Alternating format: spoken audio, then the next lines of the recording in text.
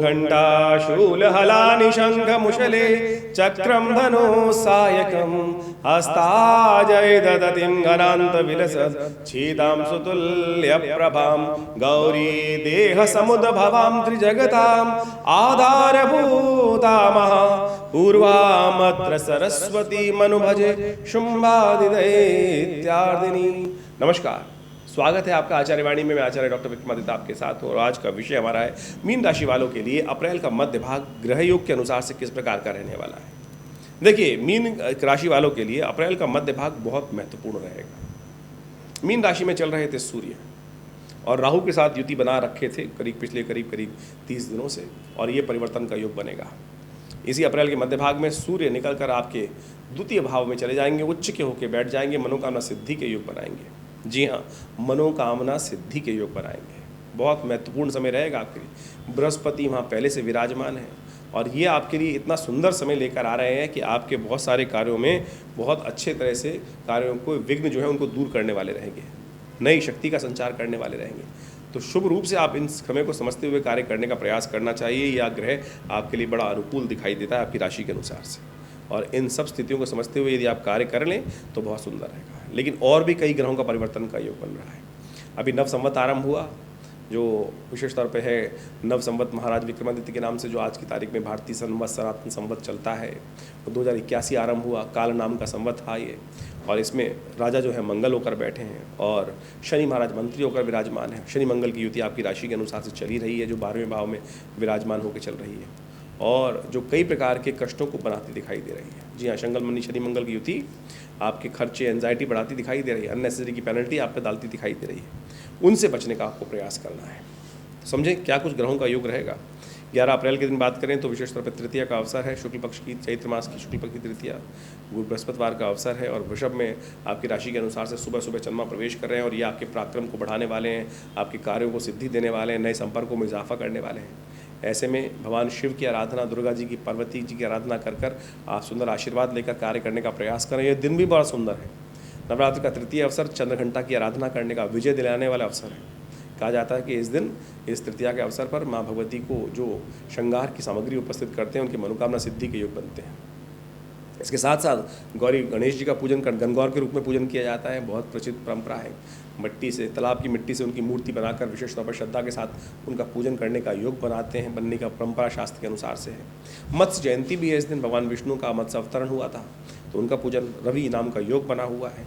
ये सब नए कार्यों का आरंभ करने के लिए बड़े सुंदर गति देते हैं, तो आप आनंद भाव से समय का आनंद लें। 2-3 दिन बड़े सुंदर योग आपके लिए बने हुए हैं। 12 अप्रैल का अवसर, चतुर्थी तिथि, शुक्रवार का अवसर, कुष्मांडा की आराधना करने का अवसर है। लेकिन इस दिन भद्रा विद्यमान है जो सूर्योदय से लेकर करीब 1:11 तक रहेगी।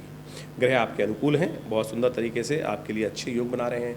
ऐसे में गरीब कन्याओं की सेवा पूजन करने का आप सुंदर प्रयास करें, वो आपके लिए और अच्छा रहेगा। सूर्य राहु की युति आपकी राशि के अनुसार से अभी भी लग्न में है, तो गुस्सा अननेसेसरी करने से बचें, ये बहुत ज़रूरी है। और मन को नेगेटिव तरफ ना जाने दें। तामसिकता थोड़ी उदय होती दिखाई देगी मीन राशि वालों के लिए। थोड़ा विलासिता में मन ज़्यादा लगेगा क्योंकि शुक्र राहु के साथ कलंकित होकर उच्च के हैं, लेकिन राहु के साथ बैठकर सूर्य को ग्रसित कर राहु वहीं पे लग्न में बैठे हुए हैं और ये मन को थोड़ा सा असंतुष्ट करते दिखाई देंगे। तो ऐसे में ग्रह योग बाकी अच्छे हैं, उनको ठीक करने के लिए थोड़ा सा आराधना कर लीजिए। अंधकार से प्रकाश की तरफ जाने के लिए माँ कुष्मांडा का ध्यान करें।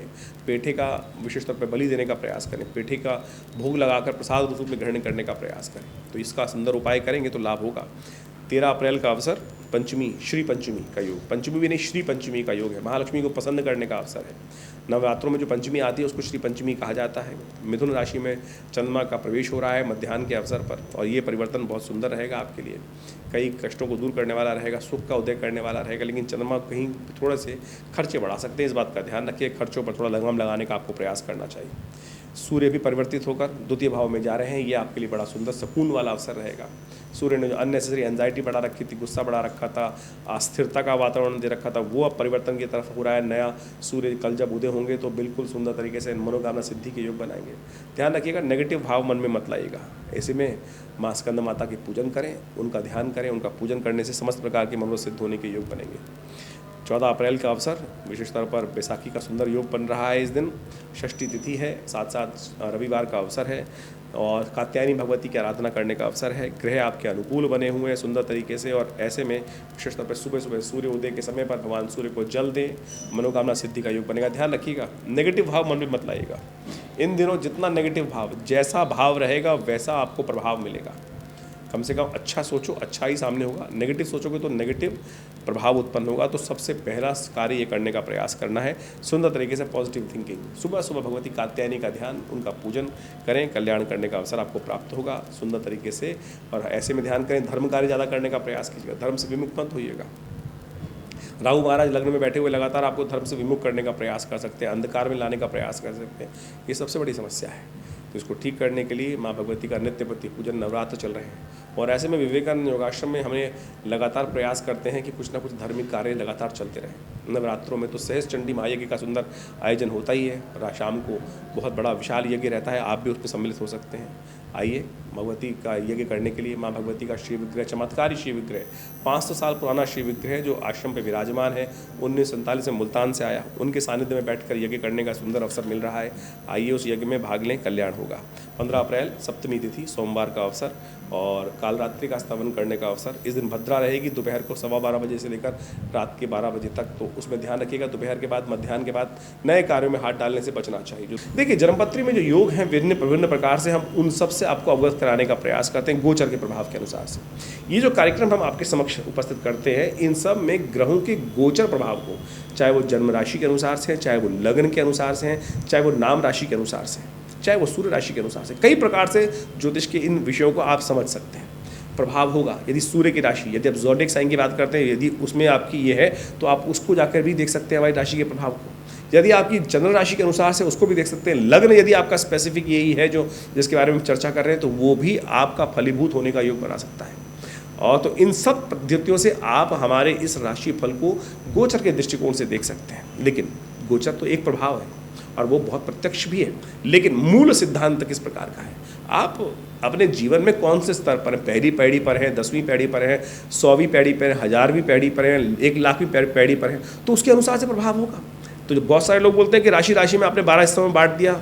जी हाँ, 12 हिस्सों में बांटा, ज्योतिष के सिद्धांत के अनुसार से बांटा, लेकिन हर व्यक्ति अपने एक अलग स्तर पर है, तो उसका प्रभाव अपने स्तर के अनुसार से होगा। तो आप उसको बृहद रूप से समझने का यदि प्रयास करेंगे तो बहुत सुंदर रहेगा।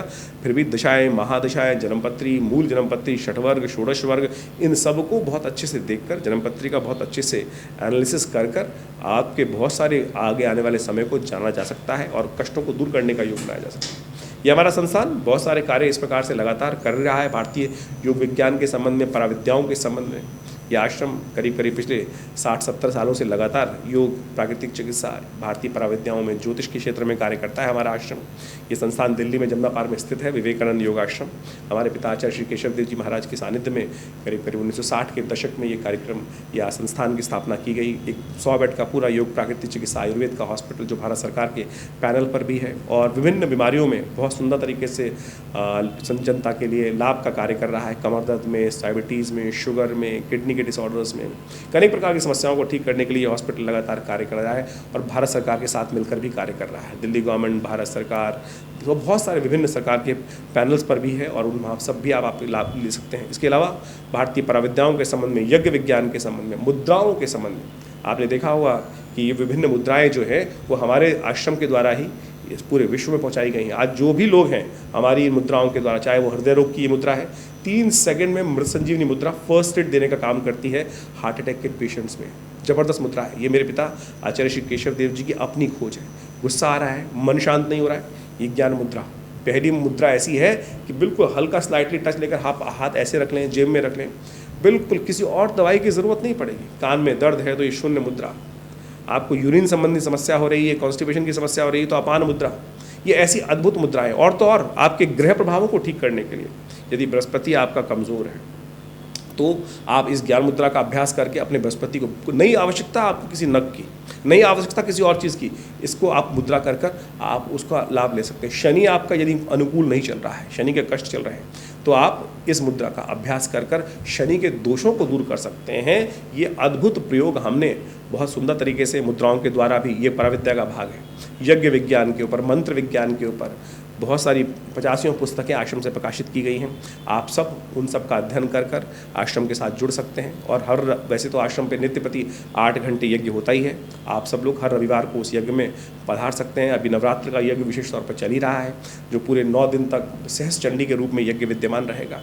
माँ भगवती का सुंदर यज्ञ, माँ भगवती का सुंदर शिव विग्रह जो मुल्तान से पीताम्बरा भगवती का श्री विग्रह हमारे आश्रम पर पधारा, एक व्यक्ति लेके आए वहाँ से ट्रंक में बंद करके 1947 में।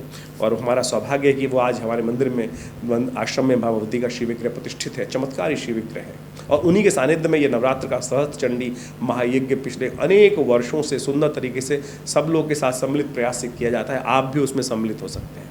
उसकी पूरी विधि आप फ़ोन नंबर्स पे जान सकते हैं। और इस प्रकार के सुंदर कार्य आश्रम पे लगातार चलते रहते हैं। गौशाला का, गौ सेवा का सुंदर कार्य किया जाता है। लगातार महीने में कम से कम 10 से 15 भंडारे जनमानस के लिए व्यवस्था की जाती है। हॉस्पिटल आपको बताया ही चल रहा है। और बहुत सारे कार्य संस्थान के द्वारा, विवेकानंद योगाश्रम के द्वारा कार्य किए जा रहे हैं। ज्योतिष विज्ञान के संबंध में तो हम आपके साथ लगातार वीडियोस के माध्यम से आश्रम पे लोगों के साथ सानिध्य प्राप्त कर कर विभिन्न समस्याओं के लिए विभिन्न प्रकार के यज्ञ, मंत्र इत्यादि का सानिध्य, बहुत सारी समस्याएं, कोई स्वास्थ्य के संबंध में महामृत्युंजय मंत्र, मृत संजीवनी मंत्र का अनुष्ठान, बहुत सारे रुद्राभिषेक इत्यादि आप सब लोग कई व्यवस्था। हाँ, एक और, बहुत सारे लोग पितरों की समस्या से ग्रसित होते हैं। पितृ परेशान कर रहे हैं, पितरों को आप तर्पण नहीं कर पाते हैं, तो उसके लिए भी सुंदर व्यवस्था हमने अपने आश्रम पर रखी हुई है। आप अपनी अमुक तिथि पर अपने पितृ के निमित्त तर्पण, यज्ञ, यदि आप विशेष तौर पर ब्राह्मण भोजन इत्यादि यदि करना चाहते हैं तो उसके लिए भी आश्रम से संपर्क साध सकते हैं। नंबर्स आपके सामने स्क्रीन पर लगातार चलते ही हैं। रुद्राभिषेक कराना चाहते हैं तो उसके लिए सुंदरकांड का पाठ कराना चाहते हैं तो उसके लिए भी सुंदर व्यवस्था आश्रम की तरफ से की जाती है। हर मंगलवार को सुंदरकांड का आश्रम में व्यवस्था चलती ही है। तो आप सब इन समस्त कार्यक्रम में आश्रम के साथ जुड़ सकते हैं। विवेकानंद योगाश्रम हमारे पिता आचार्य श्री केशव देव जी के माध्यम से ये स्थापित किया गया और आज उसी प्रयास में हम आपके समक्ष इस चैनल के माध्यम से उपस्थित रहते हैं और विभिन्न कार्यक्रमों को अपने आश्रम के बारे में आपको बताने का प्रयास करते हैं। आइए विवेकानंद योगाश्रम में। धन्यवाद, नमस्कार।